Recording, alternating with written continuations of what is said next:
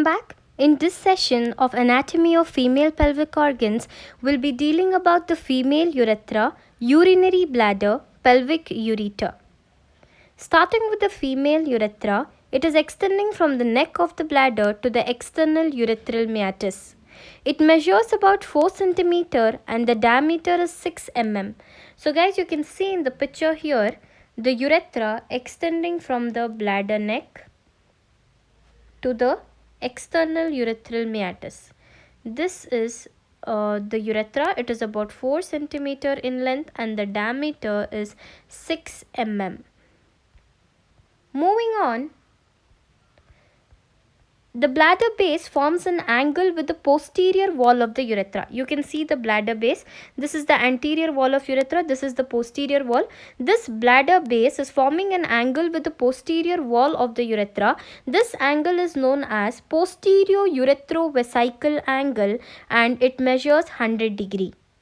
The urethra is running downwards and forwards in the close proximity to the anterior vaginal wall. So you can see the vagina. This is the anterior vaginal wall. Urethra is running in close proximity. This urethra, you can see it is running in the close proximity to the anterior vaginal wall. About 1 cm from the lower end, it is piercing the triangular ligament. After piercing the triangular ligament, it is ultimately opening into the vestibule. So you can see the urethral opening here in the vestibule of the vagina. Vestibule of the vagina. The urethra is opening here in the vestibule of the vagina, and then it is about 2.5 centimeters from the clitoris. Now moving on to the relations of the urethra. Posteriorly, it is related to the anterior vaginal wall. So guys, you can see the anterior urethra, posterior urethra. This is the urethra. So this is the anterior part, okay, and this is the posterior part. This posterior part is related to the anterior vaginal wall. Hope it's clear. The posterior part is related to the anterior vaginal wall. Anteriorly, it is related to the posterior aspect of symphysis pubis. So we can see in this picture here, the symphysis pubis. So this urethra, it is related anteriorly to the posterior part of the symphysis pubis.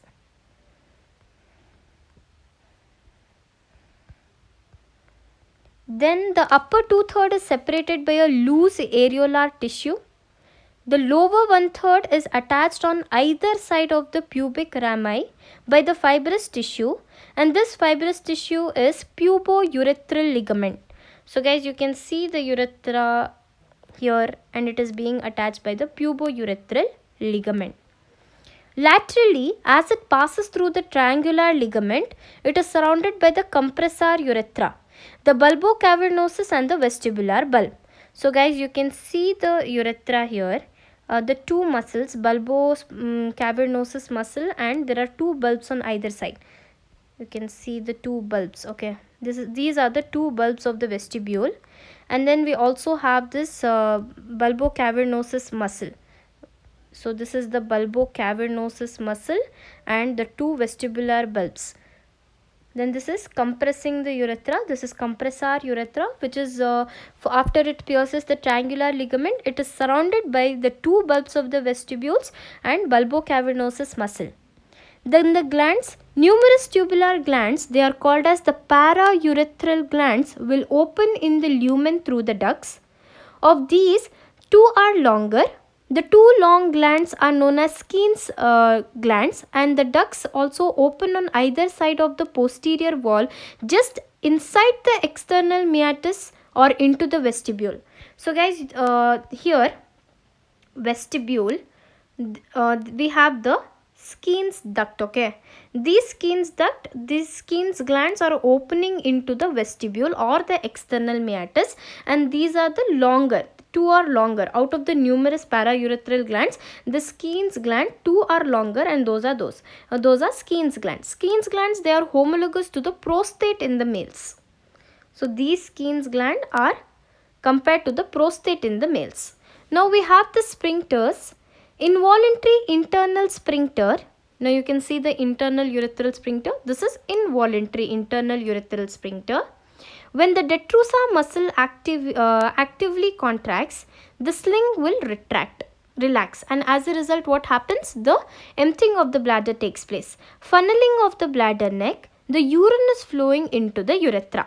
What's happening, guys? The detrusor muscle is going to contract, and this internal urethral sphincter is going to relax. As a result, the urine will be flowing out into the urethra. So you can see the detrusor muscle here, which is going to contract. As a result, because of the contraction, this is opening. Now we have the voluntary external sphincter and the involuntary intrinsic muscles, okay, which are surrounding it. These are the urethral sphincters. Moving on to the blood supply of the urethra. Arterial supply is by the internal pudendal artery. The veins will also drain into the vesical plexus and then into the internal pudendal veins. So pudendal artery and pudendal vein. Lymphatics, the upper half will drain into the hypogastric group of glands, that is external iliac lymph nodes.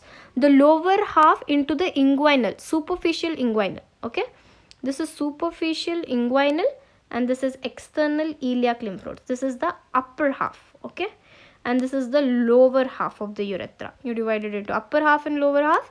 Upper half by the external iliac lymph nodes and the lower half is by superficial inguinal lymph nodes. Moving on to the nerve supply, it is supplied by the pudendal nerves. So you can see the pudendal nerves here, the purple color, which is supplying the urethra. Applied anatomy, because of the shortness of the urethra and the close proximity of the urethra to the vagina and to the anus, the infection which is likely to be spread upwards to involve the bladder. So guys, you can see here, we know that there is urinary bladder, urethra. So we also have the vaginal wall and then we have the rectum. So what's happening? This infection is likely to be spread and as a result it can go up and spread into the urinary bladder as well. Because of the close proximity of the anterior vaginal wall, urethra may be injured during the childbirth. And the paraurethral glands are the sites of infection and occasionally the development of the benign adenoma and the malignant changes can also occur. Now moving on to the bladder, urinary bladder. The bladder is a hollow muscular organ. It has a considerable power of distension. So guys, what is distension here? So if this is the bladder, this is the normal size, it has the power to distend. The capacity is 450 ml, that is 15 oz, but it can contain up to 3 to 4 liters of urine. When it is distended, it becomes ovoid in shape. Okay, the distended bladder will appear ovoid in shape. You'll see the picture of it in the next slide. So guys, the capacity, normal capacity of the bladder 450 ml, but it can retain as much as 3 to 4 liters of urine. So the ovoid shape, it will be like this. Once it's filled, it is going to become ovoid in shape. You can see it in the X-ray. Moving on, we have the structures. How is it? The anatomy. The urinary bladder has an apex. You can see the apex here. We have an apex. Then the superior surface, the base of the bladder, and the fundus is nothing but the base, and two inferolateral surfaces. This inferolateral, one here and the opposite side is another surface. So we have an apex, superior surface, base and two inferolateral surfaces. And finally the last one is the neck, which is continuing with the urethra. The base and the neck will remain fixed when the bladder is distended, whereas the urethra is going to continue with the neck. Relations, the superior surface is related to the uterovesical pouch. So guys, we are dealing about the urinary bladder now. We are done with urethra. Now moving on to the upper part, urinary bladder. Above, what do we have? We have the uterovesical pouch. You can see this pouch here. And then the base is related with the supravaginal cervix and the anterior fornix. So guys, you can see here the vaginal part and this thing, the vagina, supravaginal cervix. So we have a vagina, and then vagina above we have the cervix, and then that is the fornices, anterior and posterior. So what they are saying here, this base is related to the supravaginal. So a little part higher to the vagina, this is supravaginal, and then also the anterior fornix. These two things, we have two fornices. One is the anterior fornix and this is the supravaginal part. So the urinary bladder is related to the supravaginal part and the fornix.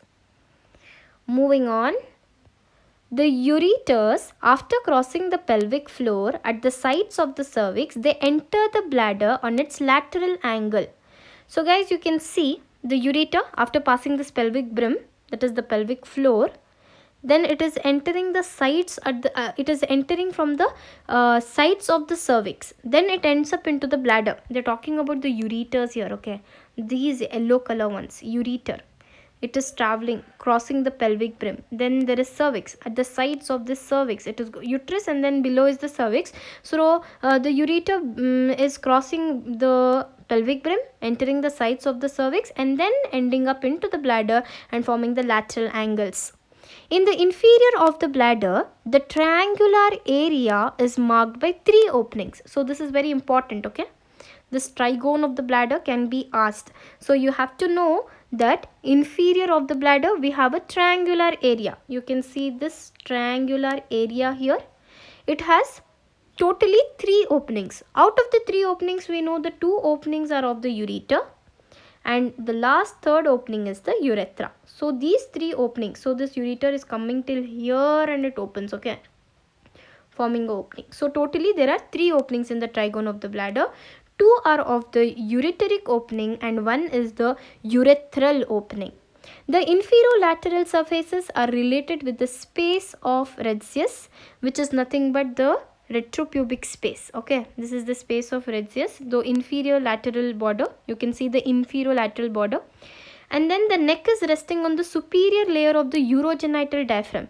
You can see the neck of the bladder. So this is the urinary bladder, the continuation, the neck of the bladder. It is resting on the ligament. The name of the ligament is ureterogenital diaphragm, or the ureterogenital this ligament. Then we have the structures, the outer visceral layer of the pelvic fascia. Then we have the muscular layer, which is composed of muscles. Near the internal urethral opening, the circular muscle fibers will provide the involuntary sphincter action. The mucous coat is lined by the transitional epithelium. It does not have glands, and there is no submucous coat. So guys, you can see in the picture, the mucous layer lined by the transitional epithelium, and near the internal urethral sphincter we have the circular muscles. Okay. Blood supply. Arterial supply is through the superior and inferior vesical arteries. So guys, in urethra we saw the pudendal artery. Now moving on, the urinary bladder, we have the superior and inferior vesical arteries. The veins will drain into the vesicle and vaginal plexus, and then ending up into the internal iliac vertebrae. So guys, you can see here the arterial supply by the inferior vesical arteries. This is the superior vesical artery, then inferior vesical artery, which is doing the blood supply to the bladder. Okay, the vesical arteries. Lymphatics will drain into the external and internal iliac lymph nodes. Nerve supply. The sympathetic supply is from the pelvic plexus, and parasympathetic is via the nerve erigentus, that is arriving from the S2 and S3 and S4 segment. So you can see the S2, 3, 4 segment, the nerve, that is nervi erigentus arising. This is doing the parasympathetic supply to the bladder. And then we have the parasympathetic supply and the sympathetic supply. Sympathetic is from the pelvic plexus. The parasympathetic will produce the contraction of the detrusor muscle and the relaxation of internal sphincter. This acts as a nerve of evacuation. So this helps in the evacuation of the urine out of the urinary bladder. So who is playing a role in the contraction of detrusor muscle? The contraction of detrusor muscle is done by parasympathetic nerves. and also the relaxation. First there is a contraction of detrusor muscle and then the relaxation of the internal sphincter. Who is doing this? Parasympathetic nerves. Sympathetic nerves will convey the painful stimuli of the over distension. Once the bladder is over distended, then they send a message, that is an impulse, that the bladder is completely filled. They convey the afferent painful stimuli of the over distension to the brain. Structures. From outside inwards, we have the visceral layer of the pelvic fascia. The muscle coat is consisting of the three layers: outer and inner longitudinal. Outer and inner is longitudinal, whereas the intermediate is circular. Then the mucus layer is lined by the transitional epithelium again. So guys, you can see the urinary bladder here. The mucus layer which is lined by the transitional epithelium. Blood supply. Ureter has a blood supply of internal iliac artery. The venous drainage is corresponding to the arteries of uterine vaginal vesicle, middle rectal and superior gluteal. So the venous drainage, it is corresponding with the arteries. Along with them, that is the uterine vaginal vesicle, middle rectal and superior gluteal. Lymphatics is from the lower part is draining into the external and internal iliac lymph nodes again, and the upper part is by the lumbar lymph nodes. So guys, you can see here, upper part is by lumbar lymph node. The lower part is by internal iliac lymph nodes, both external plus internal iliac lymph nodes. Hope it's clear. Upper is iliac lymph nodes, internal and external, and the lower part, upper part is by lumbar lymph nodes. Again guys, lower is iliac lymph nodes and upper part is lumbar lymph nodes. Nerve supply. Sympathetic supply is from the hypogastric and pelvic plexus, whereas the parasympathetic is from the sacral plexus. Now moving on to the pelvic ureters. So we are going to discuss about these, okay, ureters. The pelvic ureter is extending from its crossing over the pelvic brim up to its opening into the bladder. So what's the ureter doing? It is crossing the pelvic brim and entering into the urinary bladder. So the it is measuring about 13 centimeter in length and has a diameter of 5 mm. So guys, you can see the pelvic brim here. So when after crossing the pelvic brim, the ureters are entering into the urinary bladder. It is 13 centimeters in length and the diameter is 5 mm.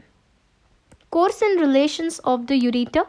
The ureter will enter the pelvis in front of the bifurcation of the common iliac artery. So guys, you can see the bifurcation of this common iliac artery. The uterus is lying in front. So you can see it is crossing in front of this bifurcation. So you can see the bifurcation happening here. The bifurcation of the common iliac artery. In front of this, the ureters are passing. Moving on. Then over the sacroiliac joint behind the root of the mesentery on the right side. So this is on the right side. We are seeing the right ureter. It is causing the bifurcation of the common iliac artery and it is over the sacroiliac joint. It is behind the root of mesentery. So you can see the mesentery, the layer which is surrounding the colon. So the mesenteric layer, and then the left side you can see the apex of the mesosigmoid on the left side. So you can see here the root of the mesentery. It is crossing the root of the mesentery on the right side, this right ureter.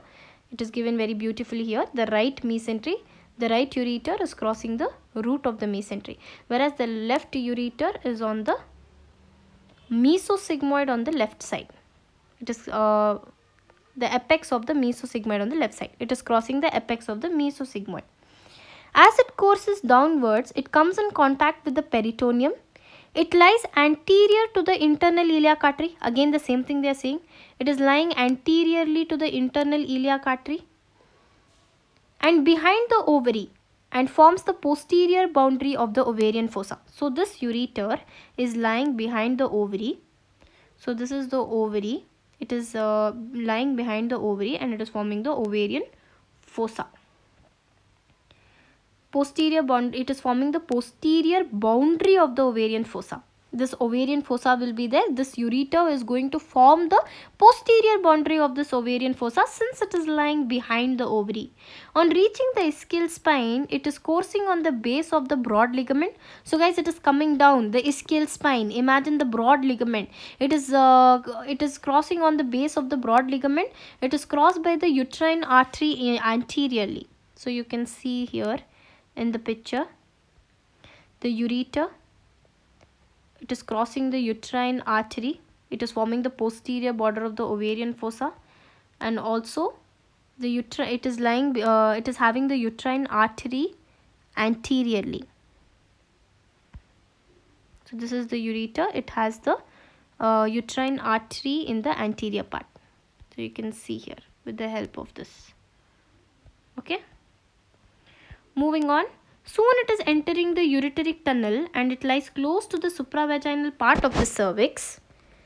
After traversing a short distance on the anterior fornix of the vagina, it courses the wall of the bladder obliquely for 2 cm and it is piercing the lateral angle before it opening into the base of the trigone. So before it is entering the trigone of the bladder, what it is doing, obliquely it is passing by 2 cm by passing the lateral angle of the bladder. So guys, we saw that lateral angle in the beginning.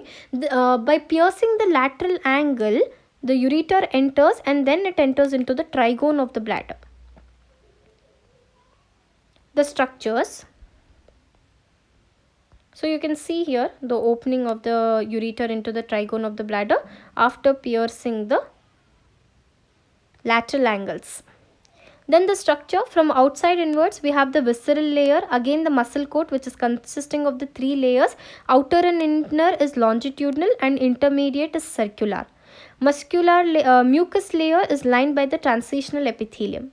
The blood supply, the ureter has a supply from the anterior division of internal iliac artery. The venous drainage is corresponding to the arteries, again the uterine, vaginal, vesical, middle rectal and superior gluteal. Lymphatics from the lower part is draining into the external internal iliac lymph nodes and the upper part is into the lumbar lymph nodes. We have the nerve supply. Sympathetic supply is from the hypogastric and pelvic plexus. The parasympathetic is again from the sacral plexus. Now moving on to the applied anatomy of the ureter. Ureter is likely to be damaged during the pelvic surgeries since this ureter is lying in close proximity to the urinary bladder, the uterus and everything. So during these pelvic surgeries of the uterus, it is likely to be damaged. Abdominal hysterectomy. The common sites of ureteric injury are infundibulopelvic ligament. This infundibulopelvic ligament is likely to be injured during the pelvic surgery. You can see the infundibulopelvic ligament, which is clamped at 2 cm proximal to the ovarian mass. When you are clamping the ovarian mass, this utero-infundibulopelvic ligaments is also being damaged. By the side of the cervix, clamping the cardinal ligament along the descending cervical artery. So they are talking about this cardinal ligament here. This cardinal ligament is being clamped along with the cervical artery.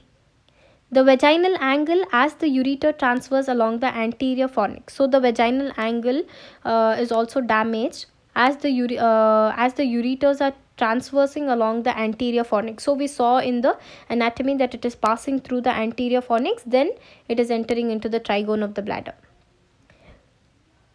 During pelvic peritonization, the uterus is lying in the posterior leaf of the peritoneum. So what happens as a result? So guys, they are talking about peritonization here. In this procedure, the peritoneum will be dissected from the cervix to the sacrum. Then the mesh is then sutured with the tension to the sacrum using the permanent sutures. Then as a result, what happens? The complications. This procedure is usually done to prevent the complications like internal bowel hernia or intestinal obstruction. Then during these procedures, the ureter can be damaged. The chances of injury is more in the cases of endometriosis, pelvic inflammations or broad ligament tumor. Injury is more common during the reclamping than in the primary clamping. So you can see the clamping procedure picture here, and then this mesh being put in the peritonization procedure to prevent the hernia and obstruction and so on. Then we also have the radical hysterectomy, which can cause a damage to the ureters. Direct injury is not usually common, but slowing necrosis may occur due to the stripping of the ureter of the peritoneum. Then there is devitalization and then the slowing take place. So in the radical hysterectomy, the nearby structures, that is the ureter, will be damaged. Moving on, so that's all. So we are done with the topic, the anatomy of pelvic organs, the second part, in which we completed the ureter, urethra and urinary bladder. I hope everything is clear. If you have any doubts, put it in the comment section. If you like my video, hit the like button and subscribe.